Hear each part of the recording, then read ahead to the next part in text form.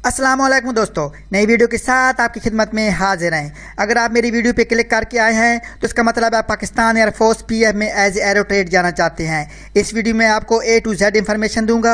ये वीडियो देखने के बाद आपको कोई और वीडियो देखने की ज़रूरत नहीं पड़ेगी।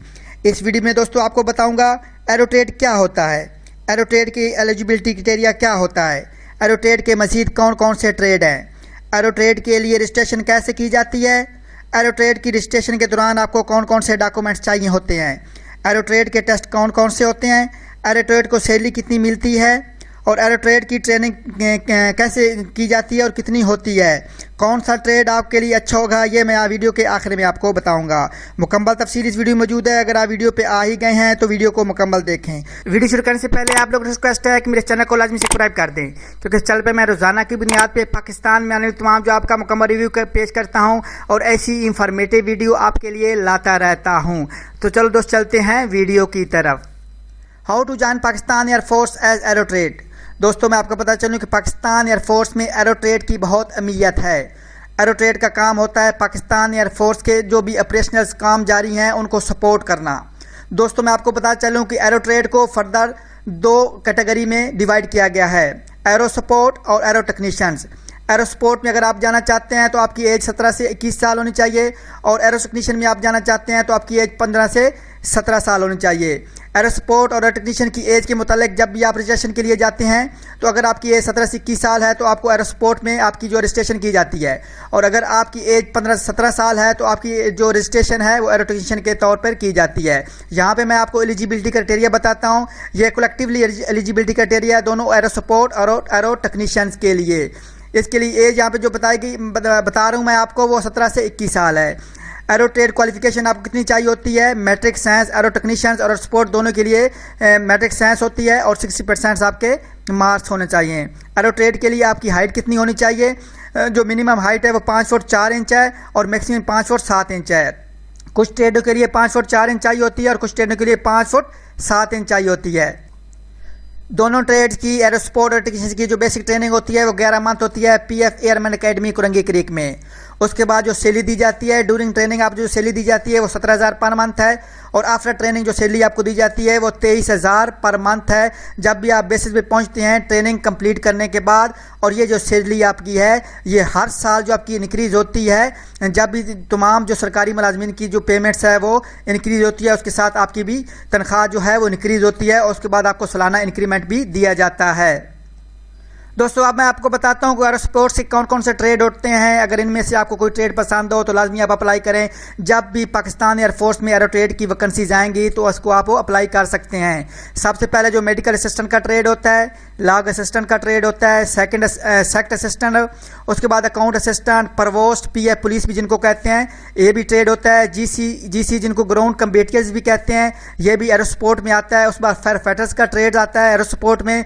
एमटी मैकेनिकल ट्रांसपोर्ट ड्राइवर का भी वैकेंसीज आती हैं एरो सपोर्ट के तौर पर और कैटरिंग की भी वैकेंसीज आती हैं। ये एरो सपोर्ट के ट्रेड हैं। अगर इनमें से आपको कोई पसंद है तो लाजमी अप्लाई कर सकते हैं। दोस्तों अब मैं आपको बताता हूँ एरो टेक्नीशियंस के ट्रेड कौन कौन से होते हैं। इंजन फिटर होता है, airframe fitter, avionics, radio fitter, radar fitter, electric fitter और इंस्ट्रूमेंट फिटर। ये जो ट्रेड्स हैं एरो टेक्नीशियंस के होते हैं। इनमें से अगर आपको कोई ट्रेड पसंद है तो लाजमी अप्लाई करें इन ट्रेड के लिए, एरो टेक्नीशियन के ट्रेड के लिए। अब मैं दोस्तों बताता हूँ आपको एरो ट्रेड्स के जो रैंक्स हैं उनकी सैलरी आपको कितनी दी जाती है बेसिक पे स्केल के हिसाब से। सबसे पहले जब आप ट्रेनिंग कर रहे होते हैं तो आपका जो ट्रेड मिलता है वो एयरक्राफ्ट मैन एसी का ट्रेड मिलता है। उसके बाद जब आप बेसिस पे आ जाते हैं ट्रेनिंग पास करने के बाद उसके बाद आपको मिलता है लीडिंग एयरक्राफ्ट LAC का ट्रेड, जिनकी जो आपको जो पे मिलती है वो 18,000 मिलती है और बेसिक पे स्केल 8 होता है।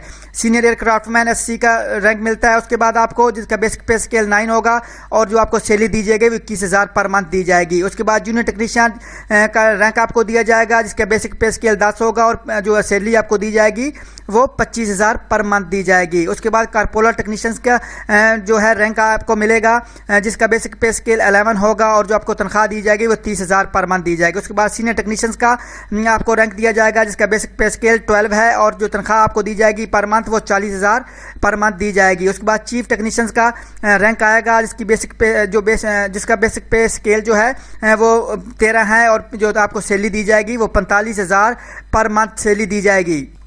दोस्तों चीफ टेक्नीशियंस के बाद आपको जेसीओ के रैंक दिए जाते हैं, शोल्डर रैंक दिए जाते हैं, PF junior commission officer JCO ranks and पे स्केल एंड सैलरी। सबसे पहले जो आपको चीफ टेक्नीशियन के बाद रैंक दिया जाता है वो असिस्टेंट वारंट ऑफिसर AWO का रैंक होता है, जिसकी बेसिक पे स्केल 14 है और जो तनख्वाह आपको दी जाती है वो 55,000 है। उसके बाद वारंट ऑफिसर का रैंक आता है जिसकी बेसिक पे स्केल 15 है और जो आपको तनख्वाह दी जाती है वो 60,000 है। उसके बाद चीफ वारंट ऑफिसर का रैंक दिया जाता है जिसकी बेसिक पे स्केल 16 है और 70,000 तक आपको तकरीबन तनख्वाह जो दी जाती है चीफ वारंट ऑफिसर के तौर पे। अब मैं दोस्तों आपको बताता हूं कि आप ऑनलाइन रजिस्ट्रेशन कैसे करवा सकते हैं। जब भी पाकिस्तान एयरफोर्स PF में एरो ट्रेड के लिए वैकेंसीज अनाउंस होंगी तो आप इस तरीके से जो ऑनलाइन रजिस्ट्रेशन करवाएंगे। सबसे पहले जो ऑनलाइन रजिस्ट्रेशन है आप ऑनलाइन रजिस्ट्रेशन करवा सकते हैं, जिसके लिए आपने पाकिस्तान एयरफोर्स की जो वेबसाइट है www.joinpf.gov.pk वहाँ पर आपने जाना है और आपने ऑनलाइन रजिस्ट्रेशन करवानी है। ऑनलाइन रजिस्ट्रेशन करवाने के बाद आपको रोल नंबर स्लिप दी जाती है, आपको टेस्ट को वेन्यू बताया जाता है किस जगह पर आपने टेस्ट देने के लिए आना है। उसके बाद जो नेक्स्ट जो है, अगर आप ऑनलाइन रजिस्ट्रेशन नहीं करवाना चाहते हैं तो आपके शहर में कोई नज़दीकी कोई भी PF का सिलेक्शन सेंटर हो तो वहाँ पे भी रजिस्ट्रेशन करवा सकते हैं। वहाँ पे मैनुअल आप रजिस्ट्रेशन करवाएंगे। डॉक्यूमेंट्स आपको कौन कौन से करवाएंगे, मैट्रिक की आपकी सर्टिफिकेट आपके पास होना चाहिए जो कि जिसकी और उसके साथ आपके पास जो है वो उसकी अटेस्टेड फोटो कापीज़ भी होनी चाहिए। मैट्रिक की सनद हो आपके पास और अटेस्टेड फोटो कापीज़ हों। उसके बाद CNC आपका शनाख्ती कार्ड आपके पास हो और अटेस्टेड फोटो कापीज़ हों। दोस्तों मैं आपको बताता चलूँ कि जिनकी एज जो है वो 18 साल से कम है तो वो अपना बे फॉर्म साथ लेके जाएंगे। बे फॉर्म पे आपकी जो रजिस्ट्रेशन की जाएगी। अगर अपना का CNC नहीं बना हुआ है, 18 साल से कम आपकी उम्र है। उसके बाद आपको डोमिसाइल भी आपका ले जाना है और उसके बाद डोमिसाइल की जो आपने अटेस्टेड फोटो कापीज़ भी साथ लेके जानी है। दोस्तों उसके बाद आपने फादर का CNC अटेस्टेड फोटो कापीज ले जानी है, ओरिजिनल ले जाना, उसकी फोटो कापी जो है अटेस्टेड हो वो भी आपने साथ लेके जानी है। उसके बाद आपने 4 other passport size with blue background जो उनका होगा वो फोटोग्राफ आपने ले जानी है। उनको फ्रंट से भी अटेस्टेड करवाना है और बैक से भी अटेस्टेड करवाना है। ये डॉक्यूमेंट्स आपने जब रजिस्ट्रेशन के लिए जाएंगे सिलेक्शन सेंटर में तो ये डॉक्यूमेंट्स आपने लाजमी साथ लेकर जाने हैं।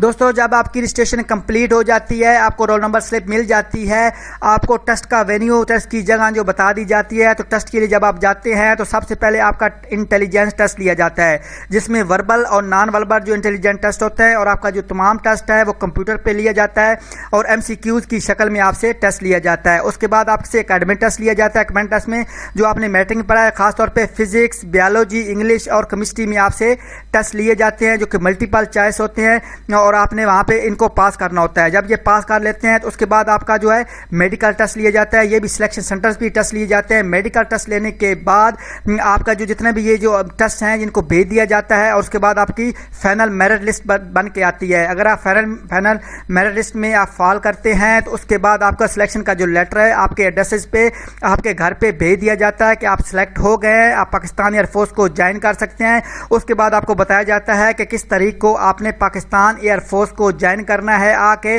और किस जगह पे आपने आके रिपोर्ट करनी है। उसके बाद आपकी ट्रेनिंग शुरू हो जाती है PF airman academy Korangi creek में, जो कि मैं आपको पहले भी बता चुका हूं कि एरो स्पोर्ट और एरो ट्रेड की जो है वो बेसिक ट्रेनिंग जो है वो कितनी होती है। उसके बाद बेसिक ट्रेनिंग के बाद आपकी जो है ट्रेड ट्रेनिंग ली जाती है वो भी कुरंगी क्रीक में ही होती है, PF एयरमैन एकेडमी में ली जाती है। तो दोस्तों अगर ये मेरी वीडियो आपको इंफॉर्मेटिव लगी है तो वीडियो को लाजमी लाइक कर दें और एक दफ़ा आप लोगों से फिर रिक्वेस्ट है कि मेरे चैनल को लाजमी सब्सक्राइब कर दें कि उस चैनल पे मैं रोजाना की बुनियाद पे पाकिस्तान में आने वाली ऐसी इंफॉर्मेटिव वीडियो लाता रहता हूँ। नेक्स्ट वीडियो तक आप लोग से जाना चाहते हैं। अल्लाह हाफिज़।